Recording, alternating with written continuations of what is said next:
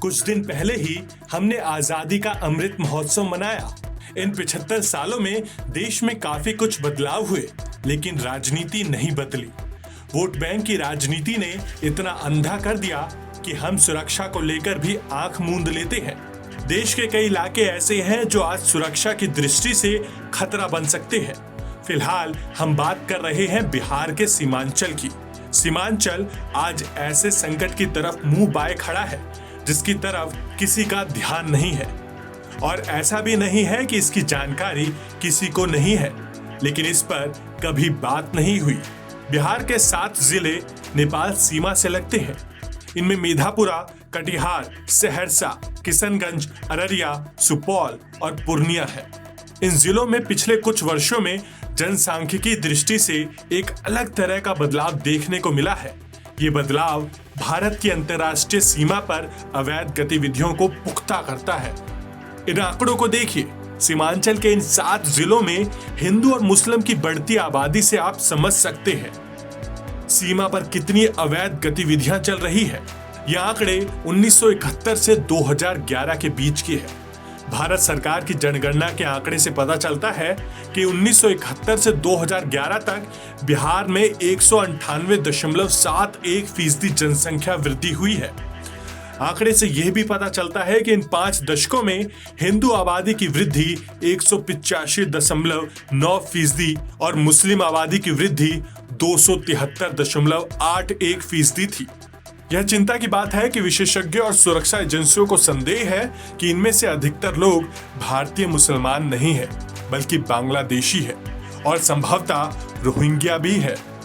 सुरक्षा एजेंसियों का मानना है कि बांग्लादेशियों के समूह भारत बांग्लादेश सीमा पर भारत में प्रवेश करते हैं और नेपाल की यात्रा करते हैं। एक बार जब उन्हें नेपाल में छोड़ दिया जाता है, इसके बाद ये ग्रुप भारत नेपाल बॉर्डर से बिहार के माध्यम से भारत में प्रवेश करते हैं।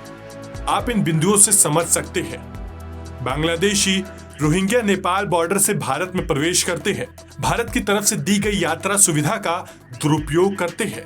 भारत आने के बाद ये यहाँ के मुस्लिम परिवारों में शामिल हो जाते हैं, फर्जी आधार बनवाते हैं, ग्रामीण क्षेत्र की लड़की से शादी करते हैं। इसके बाद इन्हें पहचानना सुरक्षा एजेंसियों के लिए मुश्किल होता है। धीरे धीरे ये लोग अस्थायी समूहों में बस जाते हैं, जो समय के साथ पक्के घरों का रूप ले लेते हैं। अब सवाल ये उठता है कि ये बस्तियां, जिनमें हजारों घर हैं, दशकों तक किसी का ध्यान कैसे नहीं गया। राजनीतिक विशेषज्ञों, शोधकर्ताओं और शिक्षाविदों और स्थानीय सामाजिक कार्यकर्ताओं का कहना है कि यह राजनीतिक संरक्षण के कारण ही संभव हो पाया है। यह समूह राजनीतिक पार्टियों के लिए वोट बैंक का काम करते हैं। आज भारत को काटने में वो करीब करीब पहुंच गए हैं।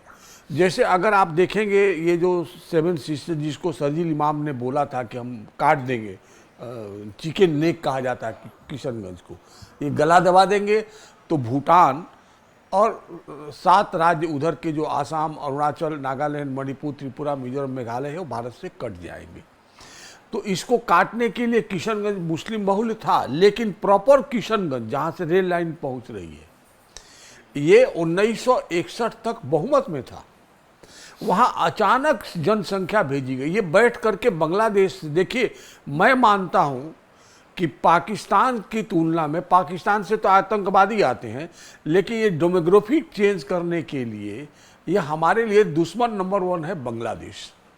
बांग्लादेश से लोग आते हैं, वो आके और यहाँ हमारी पूरी डेमोग्राफी को चेंज कर रहे हैं।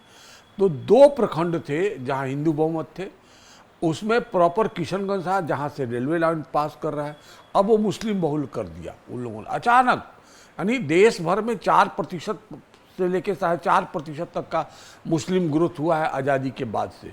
लेकिन अगर किसी एक प्रखंड में 12%, 8%, 10% ग्रोथ हो रहा, तो आप इसको क्या कहेंगे? स्वाभाविक है, ये भारत के मुसलमानों की संख्या नहीं है। इतना ही नहीं, एक बार भारत में प्रवेश करने के बाद ये अवैध कारोबार भी करती है। आए दिन पुलिस यूरेनियम और ड्रग्स के साथ लोगों को गिरफ्तार भी करती है। ऐसे में ये देश की सुरक्षा से खिलवाड़ नहीं तो और क्या है।